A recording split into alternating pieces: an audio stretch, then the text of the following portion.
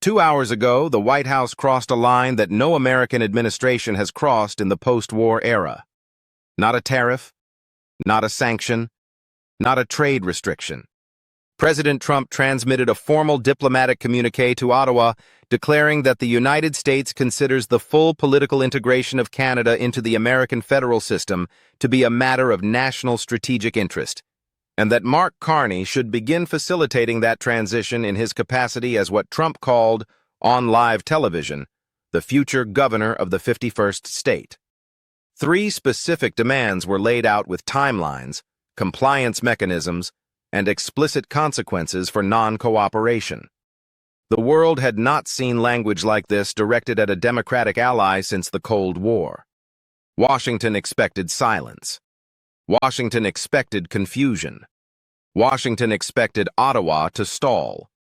Instead, what came back in the hours that followed is being described by senior European officials as the most consequential sovereignty defense in the history of the Western Alliance. Let us be precise about what the communique contained. The first demand was a formal request for Canada to enter binding constitutional negotiations within 90 days, with American federal law taking precedence over Canadian statute in matters of trade, energy, and border security.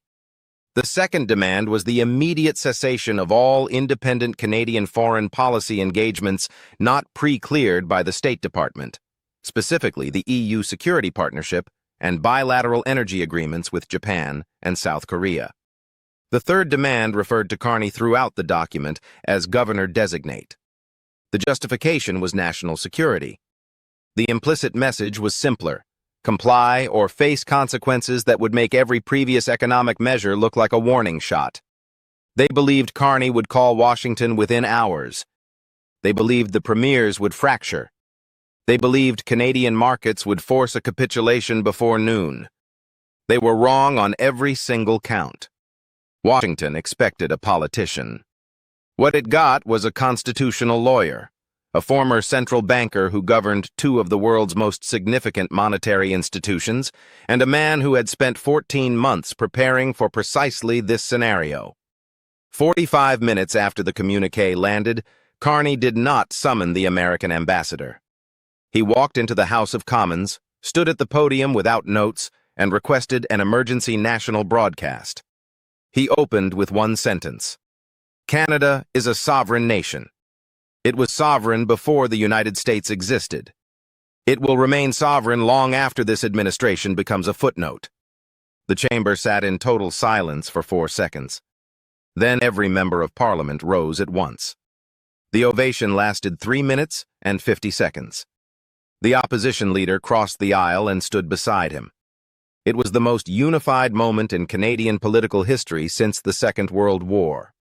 The first countermeasure was the activation of the Canadian Sovereignty Protection Framework, a legislative instrument quietly drafted and passed through committee over the preceding 8 months with 0 public announcement. Under this framework, any foreign government that formally challenges Canadian sovereignty triggers automatic reciprocal measures: suspension of all preferential trade arrangements, reclassification of all foreign corporate assets on Canadian soil under emergency national interest review, and freezing of bilateral regulatory cooperation across every strategically sensitive sector. The framework had been designed for one scenario: this one. American legal teams spent the first hour simply trying to understand what they were reading. The second move was the activation of the Northern Energy Redirection Protocol. Carney revealed that over 14 months, Canada had quietly completed infrastructure upgrades and signed binding commercial agreements with Japan, South Korea, Germany, and the United Kingdom to redirect Canadian energy exports away from the American market. The Trans Mountain expansion had been upgraded. A new LNG terminal on the Pacific coast was certified and operational. Deepwater port facilities in Nova Scotia were ready for transatlantic volume. He looked directly into the camera and said, "The United States was Canada's preferred customer. Preferred customers do not issue annexation demands. That arrangement is now over." The third move sent immediate tremors through Wall Street. Canada announced simultaneous legal filings at the International Court of Justice and emergency Article 5 equivalent consultations with 14 NATO member states. Carney revealed that Germany, France, the United Kingdom, Japan, and Australia had all pre-signed supporting documentation weeks earlier. This was not a response assembled in 45 minutes. This was a coordinated international legal offensive built in secret, waiting for the trigger. The fourth move forced an emergency National Security Council meeting in Washington within the hour. Canada invited the EU, the UK, Denmark, Norway, and Iceland to jointly administer Arctic territorial waters and airspace monitoring under a new multilateral governance framework.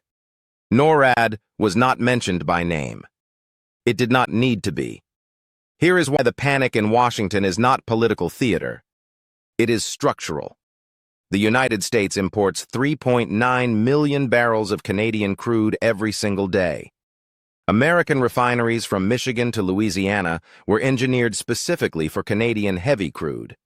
Switching suppliers is a physical impossibility without 18 to 24 months of capital-intensive retrofitting. Energy analysts put Midwest gas price increases at $1.20 to $2 per gallon within 30 days of any meaningful redirection.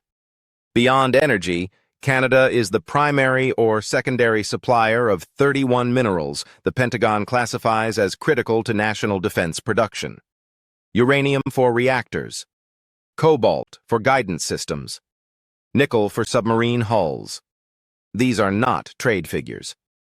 These are operational dependencies the defense establishment has been quietly flagging for years. The annexation demand did not reduce those vulnerabilities. It activated every single one simultaneously. The American business response was immediate and devastating. The U.S. Chamber of Commerce called the communique the most destabilizing unilateral action against an allied economy in post-war history.